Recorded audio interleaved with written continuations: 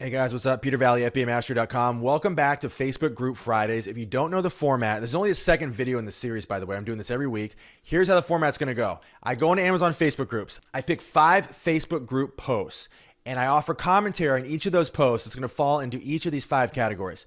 Post number 1, I just go on a crazed rant. Post number 2, I basically stir up unnecessary drama. I say things I shouldn't say. Maybe do something really funny and stupid, and I basically exercise my terrible social skills. Facebook group post number 3, I just basically give you some really actionable, profitable Amazon selling advice you can put into practice immediately and make money with. Number 4, I take a post that has a screenshot of a scanning app, and I look at the book, and I tell you what I buy or what I pass based on the data you see. Post number 5, I give you some high-level life advice disguised as Amazon selling advice. I get a little philosophical, I get a little deep. Apply it to your life, apply it to your business, or just decide that Peter Valley is a complete insane lunatic and apply it to neither. Choice is up to you. All right, you guys, let's get into it.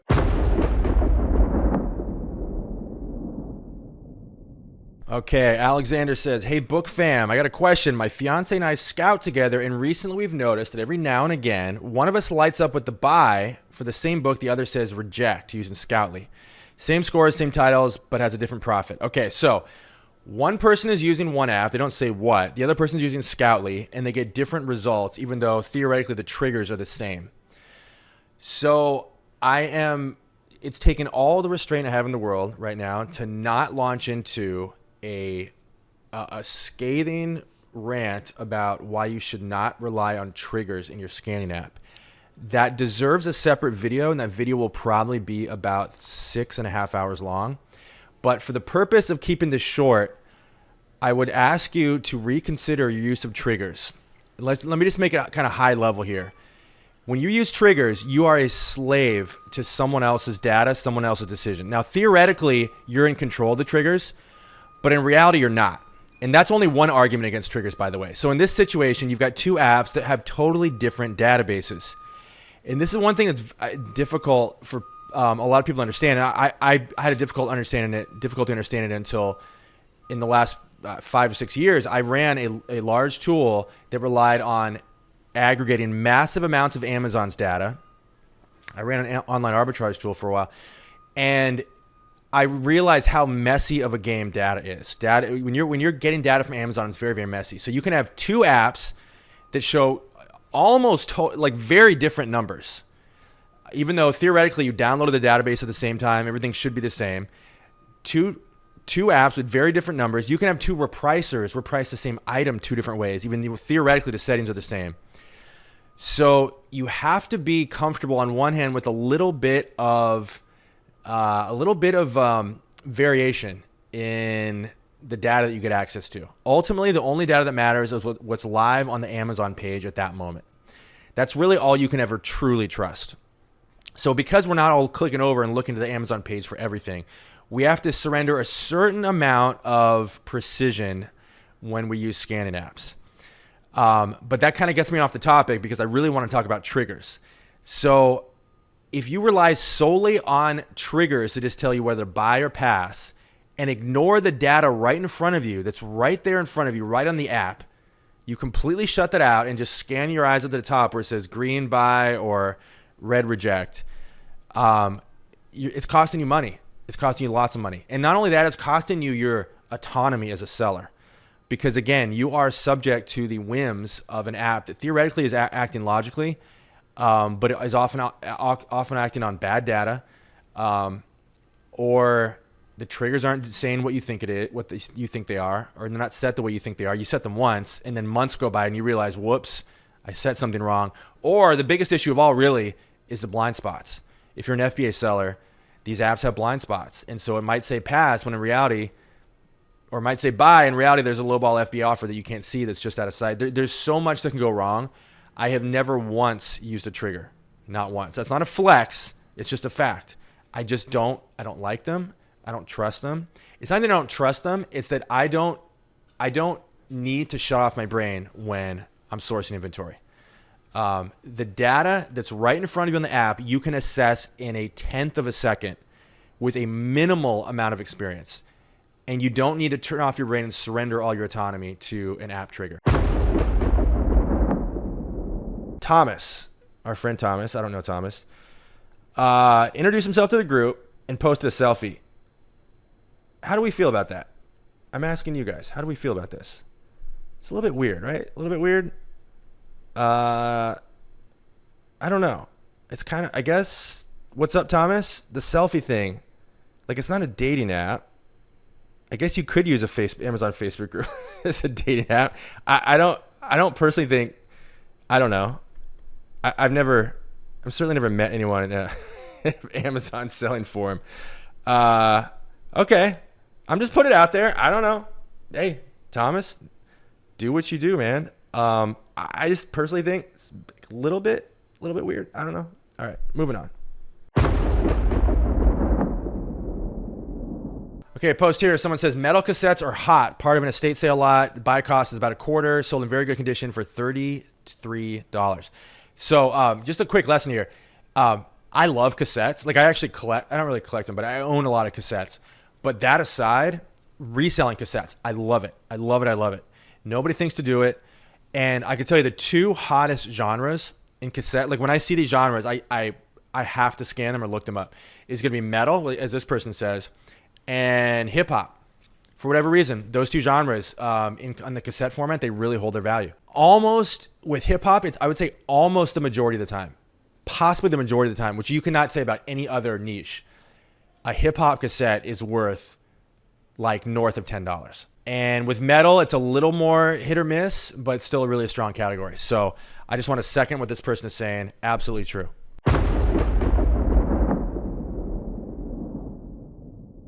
Okay, here's an interesting one. Buy or pass? I'm going to give you my analysis of whether I'd buy this book or pass on it based on the data I see in the screenshot. Okay, so this person says yay or nay, and we see a screenshot from Scoutly.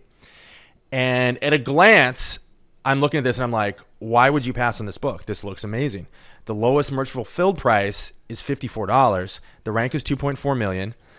And everything looks great.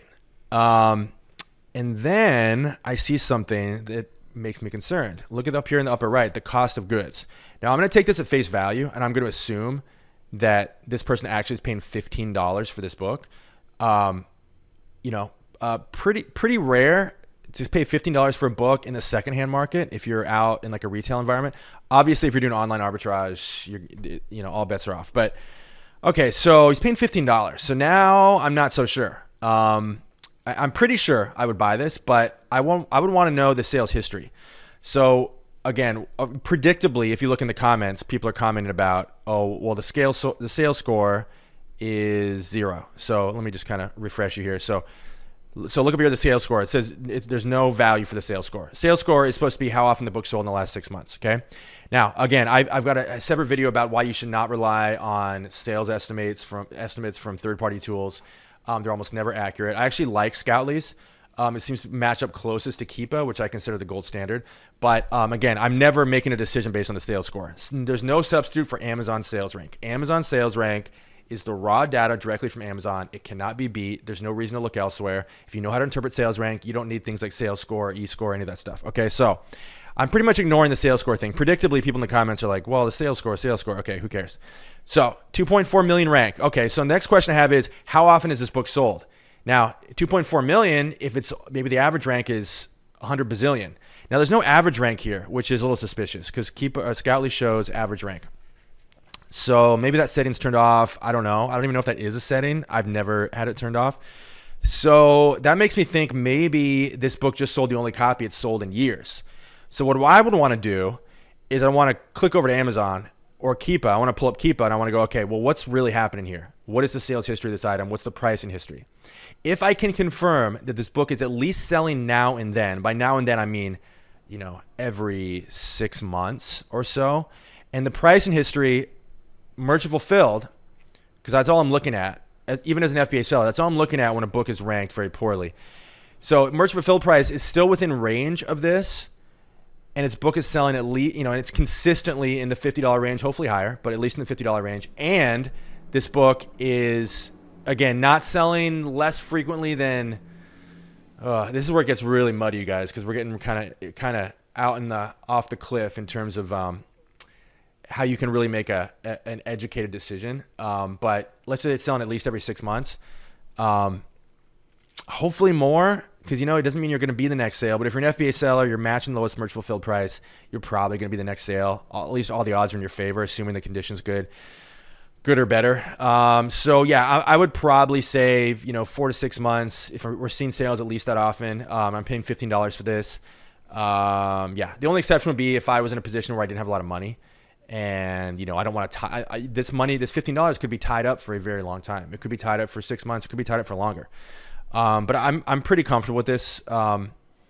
You should, I don't know, I'm trying to do the math here, but you'll more than double your money as an FBA seller. So, right? Yeah. So, yeah, I'm pretty cool with it. I just need to see that it's selling at least now and then. The price is consistent. But you know what? I barely glanced at the comments, but let's go down to the comments because there's going to be another lesson here that I think is really important. So, predictably, and again, it's tough because I'm not saying, my interpretation is the only interpretation, right? Anyone could have any interpretation they want. It doesn't necessarily mean anyone's right or wrong. Ultimately, the only arbiter is whether the book sells and you make a profit. But I really don't like some of these comments. I mean, most people are saying check eBay. I don't know if I've ever in my life checked an eBay ever. I don't think. In fact, I can pretty conclusively say I've never checked eBay. I've never factored eBay prices into a buying decision when I'm sourcing inventory for Amazon. So I really don't like that. But again, that's their opinion. That's fine. Okay, so this person has it right, in my opinion. Jeremy says, I would double check Keepa to see how often the book is selling. That's awesome. This is a great comment here. This person said, I sold this set 4 months ago. What did they sell it for? Sales price $89. Cool. So that's really encouraging. So I definitely like that. And I could go a lot further here, and I could. How did this person know what book this was? Oh, there we go. Okay, so the ASIN is at the bottom there. Okay, so it's cut off. So I could have gone even further and actually looked this book up on Amazon. I'm just keeping this brief here. I'm just going off what I see on the app. But then we got some more eBay comments, and then look on eBay, et cetera. So did I miss any? So I guess the lesson is do not defer to Facebook group commenters on how to shape the strategy for your purchasing strategy or really anything. It doesn't mean they're all wrong. They're definitely not all right.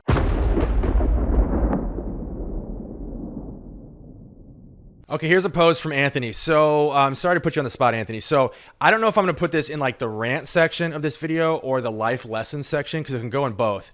This person's asking, Anthony's at, where's the best place to buy books in bulk? Who wants to guess why I would have something to say about this post? This is one sentence. Seems harmless. Who can tell me where to buy books in bulk? The problem is, and by the way, I have absolute massive empathy for newer sellers, and this is in no way meant to discourage anyone. From the bottom of my heart, that's not what I'm trying to do here, right? And so I had tons of questions when I got started that I now look back and go, I understand why the questions were flawed. So totally not trying to put Anthony on the spot here, but this is a mindset that if Anthony or whoever doesn't get past, they will never succeed. And they won't succeed in Amazon, they won't succeed in business, and they might not succeed in life, which sounds really ominous, but it's true. And the mindset is, hey, give me the paint by numbers steps, just hand me the thing, give me the key to the lock, and then I can just turn it. Right? Hey, I'm here, I showed up, all I want, just give me the address and I will go there. Or give me the exact, or it's kind of like my book triggers rant. Just tell me how to program the triggers so I can shut off my brain and the machines will do the rest. Or tell me exactly how to set the settings in the online arbitrage tool so I can just get a list of profitable results and not have to do any work, right? So in this instance, and this may be not what Anthony's saying. I'm reading between the lines here a little bit, but he may not be asking give me the address or the contact information. He may just be asking for categories of bulk sources, which is a totally fair question, a different one. But to just say, hey, tell me where to go, and then I can go there and then get the money. There's money, just tell me where to go so I can get the money. That's kind of how I read questions like this. And it's just not, it doesn't work like that. The best sources are always going to be the ones that you have to fight to find. It doesn't mean that no one else is going there or they're top secret or like you found like an undiscovered village, like on the top of a mountain that no one can get to because there's no roads or something. That's not what I'm saying. I'm just saying that the only way that you're discovering sources or profitable products, whatever, is by asking someone, hey, give me the thing and then I will just do it. Like, give me the to-do list and the steps and then I can just paint by numbers. That's not how business works. That's not how life works. So the biggest yields, in fact, in some areas of life, the only yields you'll ever find come from bushwhacking your way through uncharted territory where there's no guide, there's no one to save you, and that all you have is a general high-level blueprint. Not even a blueprint, but a high-level, sort of a framework to work with, but no actual blueprint, no actual roadmap. And that's where, and again, if it was that easy, if it was just like, hey, just give me the list and I'll just go to the place with the money. If it was that easy, those sources would be like, if someone responded to this and was just like, oh, hey, here's the best source in the world to buy books in bulk, it would be obsolete tomorrow. This isn't a public Facebook group, right? So the lesson here is actually an encouraging one. It's not discouraging. Now that you know this, you just have to put the work in. And one source can change your life. So it's not like this is easy, but it's not hard either. You have to be able to deal with uncertainty and, failing before you succeed multiple times. And so, so this comment here, just from like the first comment here says, the one you do your own research and find. That's exactly what I'm saying. So let's see what the other comments say. So, this person says library book sales, but that's not what this person's asking. They're asking about bulk buys, which would be something different. Do your research, make contacts. Yeah, you won't get answers because reliable sources are a closely guarded secret. That's exactly what I'm saying. So it's not so much that you shouldn't ask the question, but you should understand as soon as you can in your Amazon selling journey that no one's going to save you. And that any place where you just go, here's the money, go get the money, that's always going to be obsolete in 3 minutes. In fact, you'll probably never, ever get the answer that you're looking for. So you guys, I had a lot of fun with this. Let's do more of these. So right now, you've got a 3-part mission. Are you ready? Mission number 1, subscribe to the YouTube channel immediately. Mission number 2, head over to fbamaster.com, get all the free stuff you see here. Link is below this video. Mission number 3, take what you learned in this video and go make money with it. Thank you guys so much. This is Peter Valley signing off, and I'll see you in the next video.